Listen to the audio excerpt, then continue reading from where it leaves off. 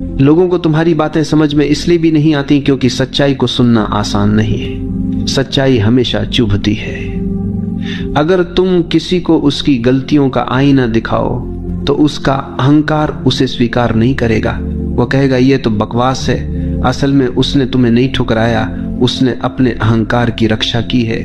हर व्यक्ति वही सुनना चाहता है जो उसकी सुविधानुसार हो, जो उसके अहंकार को सहलाए। लेकिन जब तुम सच्चाई बोलते हो तो वो उसके खिलाफ जाती है, इसलिए तुम्हारी बातें उसे समझ में नहीं आती। समस्या ये भी है कि लोग शब्दों को समझते तो हैं लेकिन भाव को नहीं समझते। तुमने कभी अनुभव किया होगा कि तुमने सामने वाले को कुछ कहा और उसने उसका बिल्कुल ही उल्टा अर्थ निकाल लिया।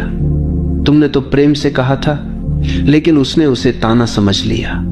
तुमने सचेत होकर कहा था लेकिन उसने उसे आलोचना मान लिया। ऐसा क्यों होता है? क्योंकि लोग शब्द सुनते हैं लेकिन भाव को नहीं पकड़ पाते, और भाव पकड़ने के लिए संवेदनशीलता चाहिए, मौन चाहिए। आज का मनुष्य संवेदनशीलता खो चुका है। उसका ध्यान केवल सतह पर है। गहराई में जाने की उसकी क्षमता धीरे धीरे समाप्त हो गई। यही कारण है कि हमारी बातें उसके दिल तक नहीं पहुंच पाती।